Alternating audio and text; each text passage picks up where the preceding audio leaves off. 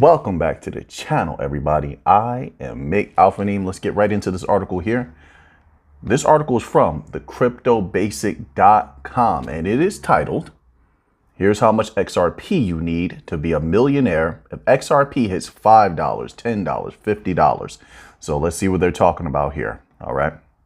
So now we scroll down here and it begins as such. It says XRP's price actions have influenced forecasts of the asset's future price. How much would you need to be a millionaire if XRP hits? Oh, and then they reiterate what they said at the top, as usual with these articles. It says here, multiple analysts continue to champion the narrative that XRP is on the verge of a life-changing price rally. I wouldn't say they continue to champion it. That's their personal opinion, right? I think most people make that clear, and everyone thinks something different now. The way that this sentence makes it sound when it says life-changing rally is as if this writer doesn't believe that a life-changing explosion could occur. Now, what does life-changing mean? It would mean something different to each person. Some people want millions. Some people will have, tens of millions, maybe even hundreds of millions, depending on how much XRP they have. Who knows? I don't know. But some people don't need that much to be life-changing. Some people may have a little bit of XRP, but if it's enough to pay off their car, if it's enough to purchase them a home, that's pretty life-changing. That's life-changing to them. So life-changing means something different to everyone. It doesn't necessarily mean something extravagant. It doesn't. So I always keep that in mind. Everyone is different. What's good for them, whatever they believe is good for them, I'm okay with that. That's how I feel. I mean, what else are you going to do, right? Reasonably. But let's continue on here. It says, while some market watchers set modest targets of such as $3, others have predicted surges to $5, $10, or even $50. Listen, XRP is one of those utility projects where it all depends on what's issued on chain, what's flowing across chain until we win this case and we have regulatory clarity. And we have all the banks flowing, tokenization of everything flowing, and we can really get some solid data. No one will know. So as of now, really, it's reasonable to say sky's the limit because it's really based on whatever data we can collect at that time. So I don't think any of these prices is unreasonable, although I've spoken about $3 to $5, $8 to $10. I have videos on that. I believe I've spoken on 35 to 50, that price range. I don't think any of this is completely unreasonable. I don't, not at all. But once again, it depends on how much XRP you have and what you're looking for. Everybody is different. So let's continue on here. It says, taking these ambitious price forecasts into consideration, how much would an investor need to become a millionaire if XRP claims any of the set targets? You're assuming that everyone, listen, a lot of people are already millionaires who have XRP. Let's be real about it. A lot of people are already up there. So maybe they're just looking for something respectable. It doesn't have to be millions, but they'll take it if it's on the table. You get what I'm saying? A lot of these individuals who hold XRP are business owners. I think a lot of us know that. So, listen, sure, if millions are there, they'll take it. That's reasonable. But I'll say this. Not everyone needs or is desiring to become a millionaire.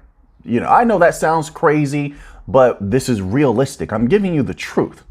Like I said before, some people, they just want to be able to live well. They may not need millions to do that. Depends on where they're living. There's a lot of people who are doing very well and they don't live in a high income area. They don't live in a high income country. Their property is probably already paid off. They're doing very well. They just need some food, clothing on their back, their children to be taken care of if they have children. They're not looking to ride in Lambos or anything like that. There's a lot of different individuals. Some are loud. I think the louder people that you hear about are the ones who go broke. You want to be completely honest. You look at that last bull run, then I'll get back to the article. Bear with me. Or you can skip this and go to the next chapter. We have so many articles in this video. That's why the videos are a little bit longer. Some people are new here. They don't understand that. I get it. I have probably 17 articles up here that we're going to cover. Each chapter is a different article. But anyway, if you look at the last bull run, you know how many people made disgusting money in that last bull run? Almost everything was exploding. Algorand was exploded. XLM exploded. Some bigger explosions, bigger than others. Of course, Cello exploded, right? And You were reading about a lot of crypto millionaires did what? They went broke. They were buying Lambos. They're in the clubs all the time until the club owners were reporting that these people weren't coming in anymore because they had spent all of their money, right? All right, so those are the louder people. There's a quiet part of the community. They don't really speak much. They just keep to themselves. They're wise with how they spend their capital, and I don't think that they're going to need a lot because they conserve a lot. They conserve. They don't spend and waste capital. But let's continue on here. It says, due to an inability to ride on the latest upsurge observed within the broader market, XRP has faced notable declines, plummeting below 48 cents. As a long-term investor, that means absolutely nothing to me. It says, while these drops might be concerning to market participants, why? The case is not even over. I don't understand why that would be a concern. Not to long-term investors, holders, maybe to day traders, sure. But anyone who knows what XRP is and they actually believe in the utility that is to come in the future, right? They're not worried about this at all. My humble opinion. It says, they present investors with an opportunity to procure XRP at a discount. I have heard that as well, although I know a lot of people already have as much XRP as they feel they need. It says, as disclosed by the crypto basic prominent chartist eGrad claimed in April, that XRP trading below $1 presents a life-changing opportunity for investors. Once again, I 100% agree. Listen, I'll also throw out there's a lot of people that are, not only do they want to buy homes, and that would be life-changing, pay off a vehicle, they want to pay off their debts, that's life-changing. Life-changing is different for everyone. I just want to bring a balance because there's always a lot of talk about millions and millionaires in the crypto community. So I'm just trying to bring a balance, okay? So now, XRP at $5, okay? So it says last month, Mason Vers-Lewis, founder of Gold Squad, all right, advised investors not to underestimate XRP. This is a wise phrase, in my humble opinion, a wise thing to say, for lack of a better word, sorry. Crypto influencer casually alluded to forecasts of an XRP pump to $5. Should XRP attain this price, an investor would need to be holding 200,000 XRP tokens to make $1 million. Also, let me throw this out there. A lot of people, listen, are very experienced here. They're very wise. They know how to take some money. If they make a respectable amount of capital, it don't have to be $1 million. They know how to flip it. Right? They know how to take that money and immediately double it. They've been doing this for a long time. XRP is merely one play amongst many for them. All right. So I'll throw that out there as well. So at this current price of 47 cents, investors would need to commit $94,640 to procure 200,000 XRP tokens. Once again, many people already accumulated a good amount of XRP. I'll just leave it at that. $94,000. If you understand not everyone, but a lot of the people that are in both the XRP community, XLM, Algorand community, that's nothing. That's nothing to invest. I'll just say that. So, I don't want to, as I'm reading this article, I don't want it to sound like, oh man, this is something that's impossible. A lot of people have already done such a thing. It's been years and years and years. People have been preparing and accumulating, right? So anyway, it says, in other words, an investor would need an investment of $94,640 to rake in $1 million should XRP hit $5 per token. So it's not impossible for people to have that amount. A lot of people have a lot of XRP, all right? And they have, I'll say this also, never forget people have XRP in multiple places, right? Probably under multiple entities, right? I'll just leave it at that, right? XRP at $10. Earlier this month, pro-XRP lawyer John Deaton discussed the potential of XRP following a ruling on the Ripple versus SEC lawsuit. The attorney disclosed that he sees XRP rallying on the back of a positive ruling in the case, potentially hitting $10. Okay. And I could see that happening, definitely. Is it a guarantee? No, but I think it's possible, yes. It says, if XRP ever hits $10, an investor would need to be holding 100,000 XRP tokens to witness an investment of $1 million, okay? At current prices, 100,000 XRP could be procured at $47,430. It's an interesting article so far. XRP at $50. It says, on June 13th, prominent analyst eGrad noted that the that XRP is currently in an accumulation phase. I agree with that.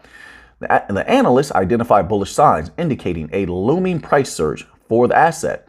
Ultimately, eGrag emphasized that XRP's direction could take the asset to $12 or $50. Hey, we've read a few articles from eGrag. As far as I'm concerned, I like them. I like those articles, all right?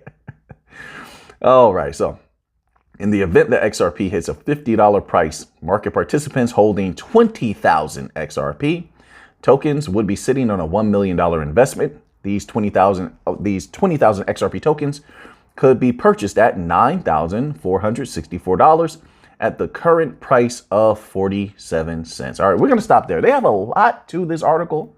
If you want to read the rest of this here, make sure you go over and check out thecryptobasic.com. Give them some traffic over there. They're doing a great job. All right. So now let's move on to another article here.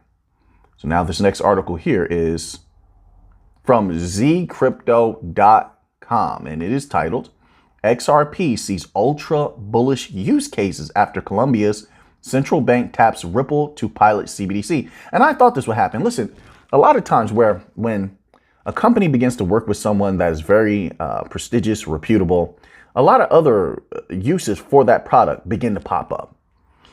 Not only that, a lot of other companies begin to make phone calls and then they want to also use that product. This is something I talk about often, especially if you have any subsidiaries involved. And they also typically, what happens is the initial main hub of the company that's using the product will then recommend that infrastructure be deployed to all the other subsidiaries. So, you know, this is something that I would think would be typical to happen. So now let's read this little tidbit and see what's going on here. It says Colombia's central bank, Bank of the Republic, recently joined forces with blockchain technology firm Ripple and software development company Persys to pilot a project exploring the use of blockchain technology on the XRP ledger. The initiative, overseen by Colombia's Ministry of Information and Communications Technologies, aims to leverage Ripple's recently launched central bank CBDC platform. In a tweet, Ripple partner Persys stated the objective evaluate potential efficiencies of a solution using Ripple CBDC platform based on the core technology of the XRP ledger to improve use cases. The partnership between Bank of the Republic, Ripple, and Persys is a crucial step towards incorporating blockchain technology into the nation's financial infrastructure. There we go. See, so it's going to fan out. All right. The pilot project will examine blockchain's possible use cases on the XRP ledger and how they relate to central bank digital currencies, because obviously they're going to need a bridge currency, obviously, right? To interact with everyone around the world, other locales. What else? What do you call that? Payroll. My apologies. Payroll. The tokenization of different commodities, tokenization of various securities, all right? But it says Bank of the Republic hopes to improve the effectiveness, security, and transparency of the nation's financial transactions by utilizing Ripple's CBDC platform. The partnership may affect the value of XRP. Well, I believe, and it's just my humble belief, I believe that it will in the future, not now, but in the future over time, okay? Because Ripple really is just another company without XRP. Everything, their greatest tool is XRP, right? That's their great advantage. So they're always going to try to get XRP in there, especially with on-demand liquidity. All of these banks, from what I can see, are going to need liquidity. They're going to need on-demand liquidity, all right? And you can see that just in the reformation of how banks are trying to they're trying to mold their policy now because they've done so many things wrong that the entirety of the global financial system is just hanging in the balance. It's in a slow collapse. So they're trying to find a way to support themselves. And most of them lack liquidity. Hence a lot of the problems that they have, and hence why they have to constantly lend out your money in different possible ways and to make some capital, but they don't actually have that money on hand. You know, fractionalized banking, you know, all of that stuff. So they're going to need liquidity, right? Hence on-demand liquidity, instant liquidity. This is another reason why I believe that in the future, with regulatory clarity, beating the SEC in this case, you'll see other offerings like XLM and such be tapped for their liquidity. There's less and less liquidity as we're moving forward into the world, and as we're moving into a possible future where fiat currencies sort of are greatly diminished because we're moving to more commodity. Well, this is the idea. They have the idea to move towards more commodity-based currencies, right? So, you know, we'll see how that works. There's two paths right now. One, they stay on this path that leads to absolute destruction with completely unbacked fiat currencies, which I don't think is going to happen, right? Or we move down this second path that the BRICS nations is trying to take the world down, where you have commodity-backed digital assets and commodity-backed fiat currencies, possibly. And I think those kind of go hand in hand. You can't really have one without the other right now, okay? So then we go down that path, and then there's a possibility that the future could be a little bit better than what is now, right? You tell me if you think differently or you have something to add to that. Maybe you do. Maybe you know something I don't. All right. So now let's continue on here. So we're going to scroll down here. It says, this is a hugely significant collaboration in the context of digital currencies issued by central banks. The fact that Bank of the Republic is investigating Ripple CBDC technology demonstrates the growing awareness of the potential of blockchain to revolutionize conventional financial systems. The Central Bank of Colombia has shown that it is committed to staying on the cutting edge of technological advancement in the financial sector by cooperating with Ripple and Persist. So now, this is a very hefty article here. I'm trying to get the gist of it out to you here. We're going to skip that another paragraph. It says here, the collaboration raises promise for the future of digital money in the nation, even though the pilot projects, specific use cases, and results have not yet been determined. We'll get that data later, and then that'll tell us a lot. Colombia intends to strengthen its financial infrastructure, increase security, and promote innovation by utilizing the possibilities of blockchain technology and Ripple CBDC platforms. All right, we're going to stop right there with that article. Now, that's on zcrypto.com if you want to read the rest of it. I know we skipped a lot, but trying to save some time. We have a lot of articles today. So now let's move on to this one here. So now this article here is from ambcrypto.com, and it is titled, What XRP's Decoupling Means for You. So it says here, XRP is behaving differently. While most altcoins were registering marginal growth, Santiment's tweet revealed that XRP was witnessing more transactions in loss than profit. As per the tweet, if history is to be believed, this looked slightly bullish. So we heard something similar the other day, but let's continue on here. So we have another writer analyzing what Santiment was saying the other day. It says this is because coins moving at a greater ratio at a loss compared to a profit have a higher likelihood of rising in value. I like to get multiple perspectives on something, and this is what we're doing here. XRP's price has declined slightly by 0.7% over the last 24 hours as per coin market cap. At the time of writing, it was trading at 48 cents with a market capitalization of more than $25 billion, making it the sixth largest crypto. It says, but is a trend reversal awaiting? Investors must wait. All right.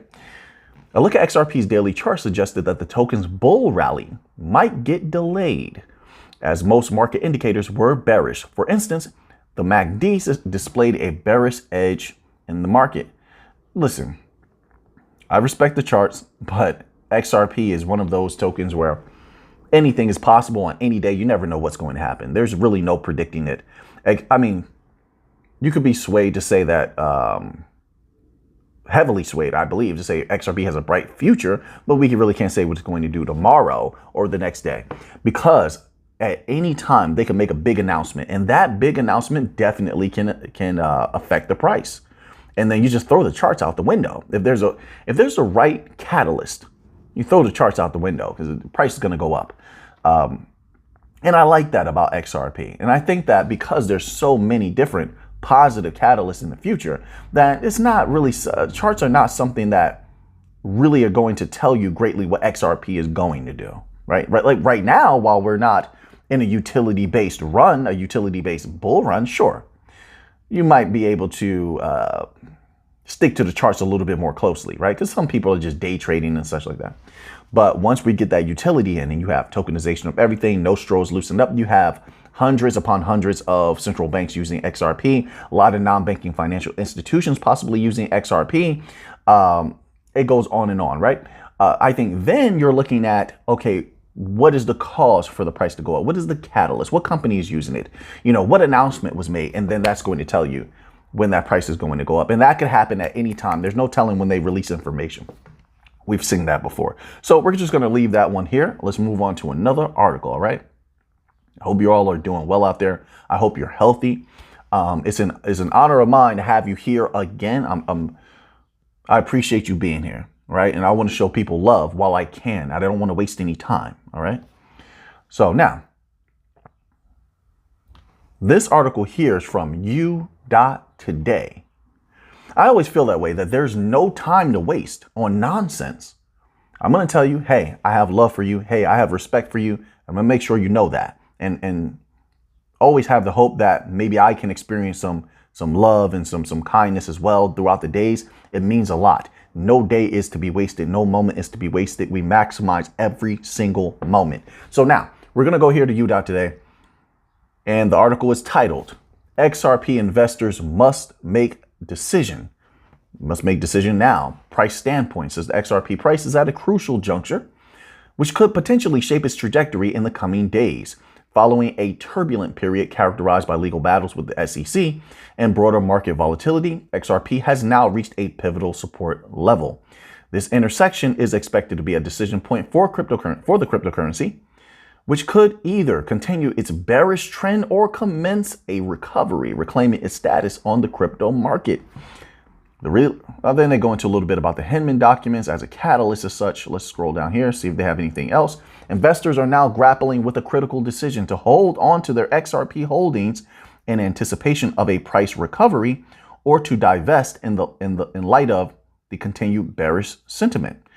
Both paths carry potential risk and rewards, and the correct choice will hinge heavily on individual investment strategies, risk tolerance, and market predictions. Well, this is a very easy decision for me. My XRP isn't going anywhere at all whatsoever. I don't play with the bank coins. I'm going to keep saying that. I do not play with the bank coins. I know what I hold. I know what they can do. And I know that any day that announcement gets made, there's the possibility, not a guarantee, that price could skyrocket beyond belief. Now, maybe that doesn't happen, but there's a great possibility that it could. So I don't play with the bank coins whatsoever. I'm here long term. I'm not worried about these tiny little price actions at all. They're fun. I like to cover them. They're fun. They're interesting. And sometimes, yeah, they can bring a nice little smile to your face. But in the end, that's not what I'm here for. All right. So just my humble opinion. All right, so then they go into a little bit about Cardano, which I also believe has a bright future as well. And that's why it was one of our original utility coins. Although I took profit off of Cardano. It exploded a couple times that last bull run. But I still believe in the project. They still have a solid future. All right. They go into a little bit about Litecoin, but I'm not concerned about Litecoin. Let's move on to another article here. So now, this article here is from thedailyhodl.com. Trying to enlarge it. My apologies, everyone. And it is titled, Bank of England says upcoming CBDC system won't share personal data with authorities. Listen, people are still not going to trust you. They have great reason not to. They're still not going to trust you, but I guess you're trying to earn their trust. But let's read this little tidbit here.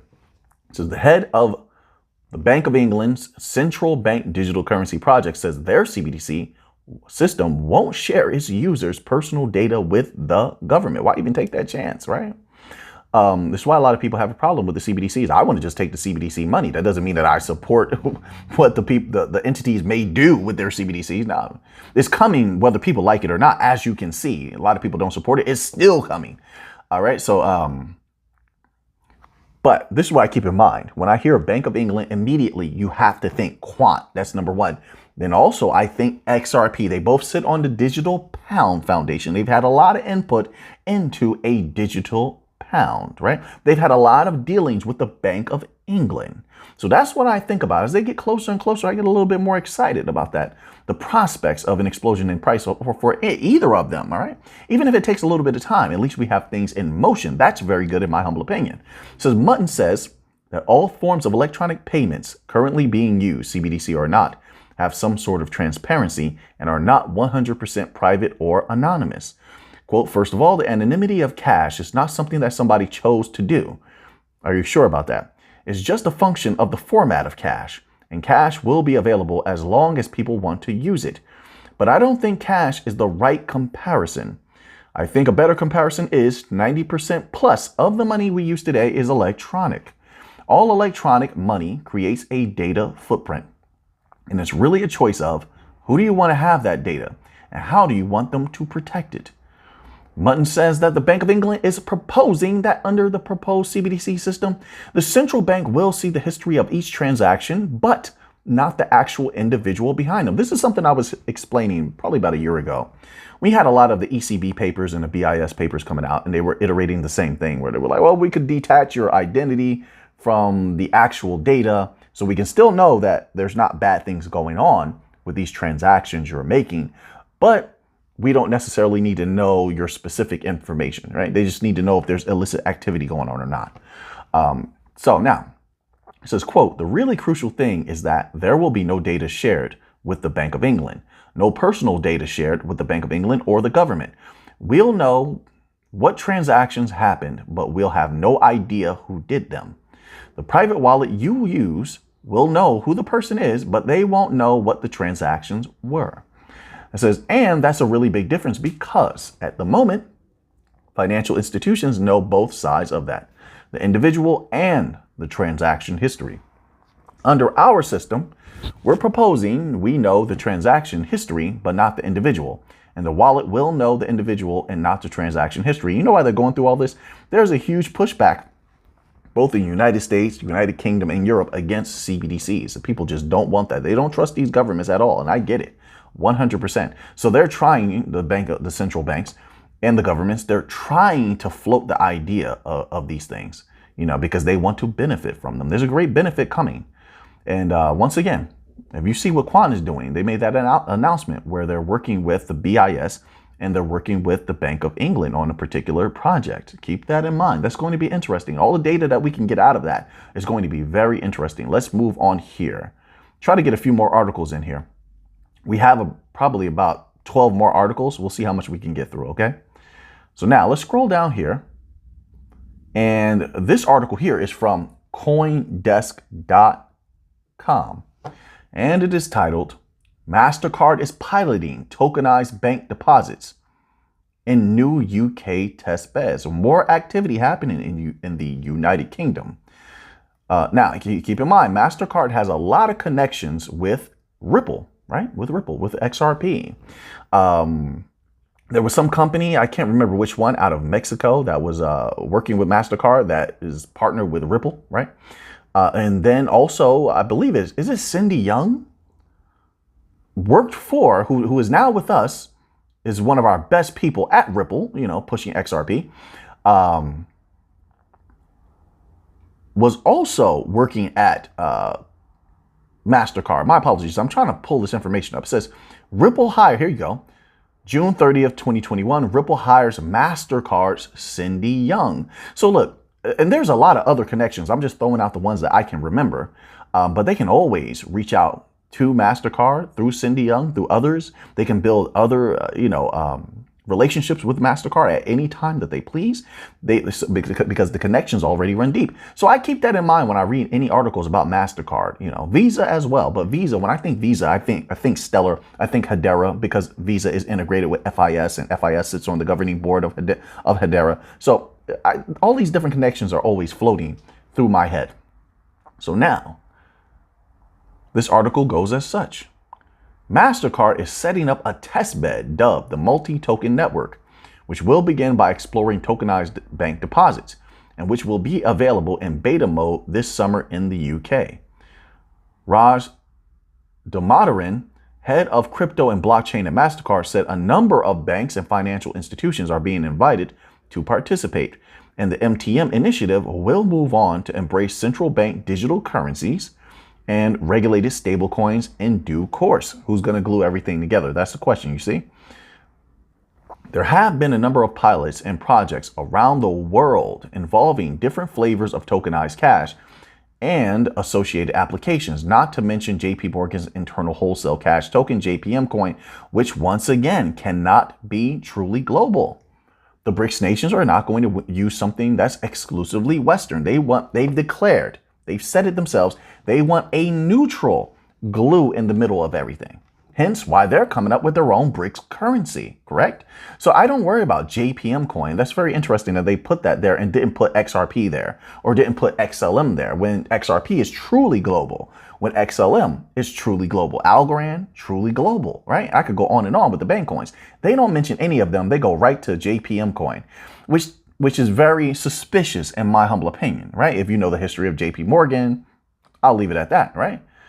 Now, says, quote, what powers, I don't know why there's articles like jumping around, is loading different things. My apologies. Says, quote, what powers the global economy today is regulated money in the banks, which means what? They continue to say regulated money, which means what? It doesn't make it safer. We just saw all that data get stolen from the banks. So you can't say regulated money is safer. It's not safer.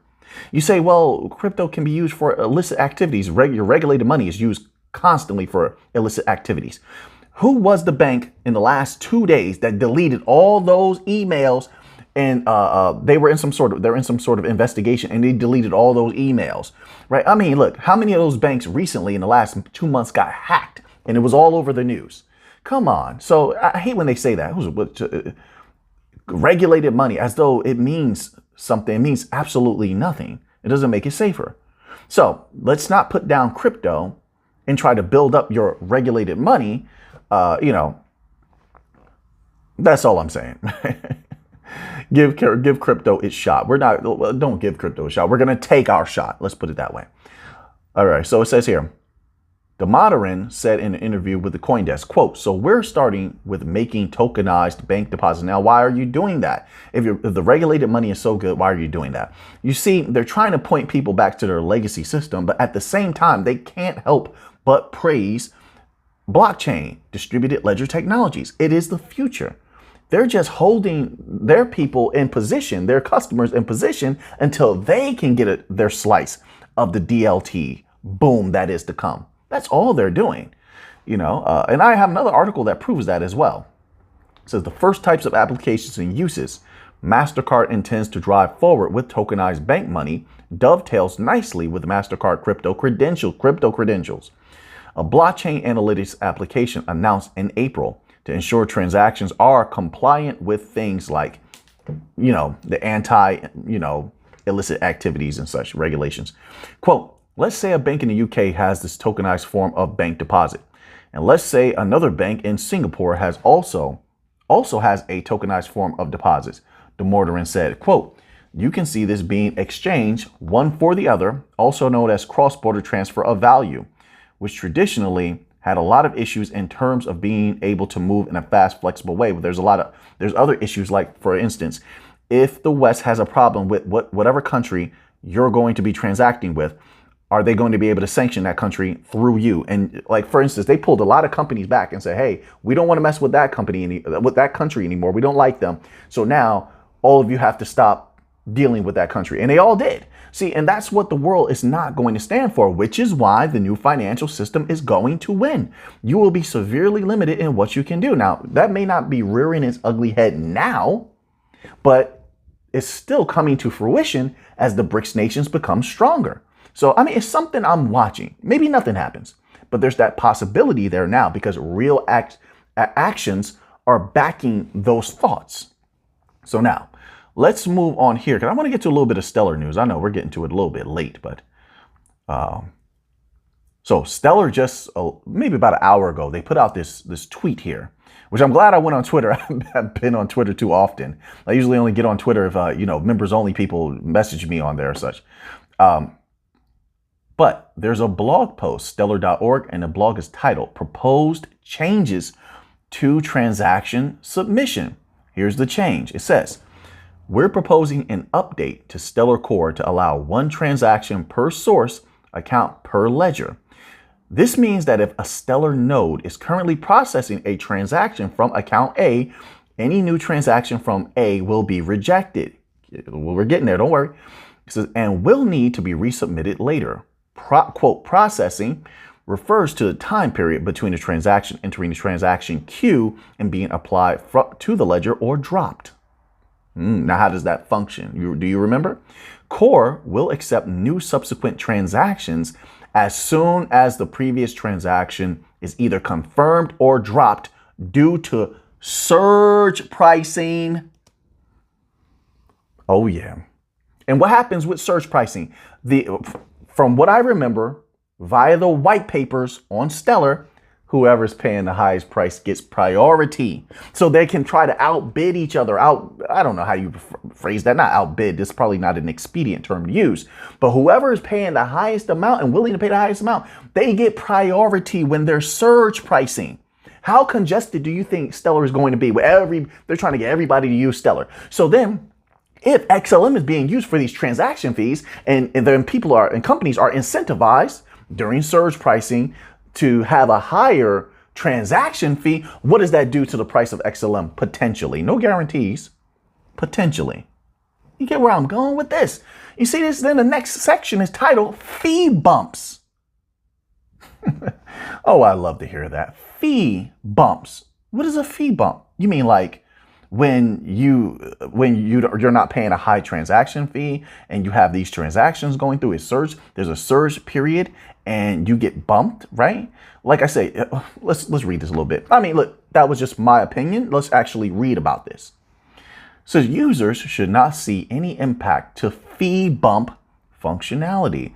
That is, if a fee bump transaction arrives with the same or different fee source, and the inner transaction is already present in the transaction queue, the new transaction will not be rejected and instead will replace the previous transaction, assuming that fee bump is valid, of course. In addition, the same account is allowed to pay for multiple fee bumps per ledger, assuming that bump transactions have different source accounts. Okay, so we need a little bit more clarity on fee bumping, right? It says here, we are proposing this. This change would introduce some restrictions to the Stellar network, but we believe that this is a positive change that will improve the experience of interacting with the network because, first bullet point, it reduces ambiguity and confusion about when transactions are accepted to the network. Next bullet point, it can improve the transaction submission contract and make implementations easier. The current functionality is, quote, best effort, quote, unquote. Meaning that depending on the network conditions / infrastructure setup, conditions, right? So all of that, all of those corridors they built around the world, 160 countries, I believe that's what they said, MoneyGram that can use Stellar, Stronghold building on Stellar Velo, United Nations using Stellar, Lightnet using Stellar. I mean, all of this, that's not going to cause congestion. You think it's not? I mean, we'll see. We shall see. So users may not be able to achieve the desired, and that's the conditions. What other condition could it be on the network, right? But let's continue on. Users may not be able to achieve the desired throughput and have to implement complicated error handling retry mechanisms. Several examples below illustrate the challenges around scaling transaction throughput with multiple transactions per account mechanism, out of order transactions. Stellar Core drops transactions that arrive out of order with, quote, bad sequence numbers and error. All right, well, I'm going to scroll down here. Let's scroll past that and go straight to surge pricing section. It says here, surge pricing. The current behavior makes transaction submission results quite unpredictable when the network is experiencing surge pricing. What's affected by surge pricing? Can you tell me? Did you read the white papers? This is fun. It says, which occurs frequently on the network, specifically if account A submits T1, Tn to the queue. While network is in surge pricing, all new transactions will be stuck in T1 is included in the ledger, even if T2, Tn have very high fees. High fees. What's used to pay fees on Stellar? This is getting interesting, isn't it, folks? So they want to bring all these banks and all these businesses and people all around the world to use Stellar wallets. What do you think is going to happen to the fees? The fees are paid in what? XLM. What do you think that means for XLM's price if the fees keep going up? If there's constantly XLM in motion and flow in the future, what could that do to the price? You let me know. This is not financial advice. I'm not a financial advisor. I'm just simply stating my own thoughts. All right. It's up to you whether you hold Stellar, don't hold Stellar. All right. I only speak for myself as a long-term investor. That's it. I'm just putting my thoughts out there. Nothing more. It says, if the user, wait a minute, where do we leave? I don't want to leave anything out. This is delicious section. Oh yeah, so we ended off with very high fees. I wonder what very high fees look like to them. Can we get a little clarity, Stellar? You can't do that, can you? You should. Even worse, it says if T1 is dropped, oh no. All subsequent transactions have to be dropped and resubmitted. So you don't want it to be dropped. If the user wants to fee bump some transactions, they'll need to fee bump all transactions ahead for fee bumps to have effective. It says asterisk surge pricing is an event when there are more transactions wanting to get into the block than the network allows, causing the network to prioritize transactions with high fees. I waited too late in the video to get fired up and have fun. Now I'm having some fun. How many people, let me know in the comment section, how many people made it to this part, right? Now it's getting delicious. Now you see why they want Stellar wallets everywhere. They want USDC everywhere on Stellar and Stellar wallets, right? Oh, they're slick. You sneaky Stellar. But you can't get it past me. I'm here. I'm not going anywhere. Yeah, I see what you're doing. You're deliberately trying to clog up the network. Don't worry. Shh. I'm not going to say more than that. We'll see. It might take some time. I know we still have that regulatory clarity. We got to beat the SEC case or all this other stuff like that. Don't worry. I know. But I see what you're doing. We're going to stop there. Once again, this is on stellar.org. If you want to read, you should read. If you like XLM, you should read this, the entirety of it. I can't tell you what to do. I did. I'm reading it. All right. So now that you have that information, what are you going to do with it? I know what I'm going to do with it. So until next time, let's get to the money.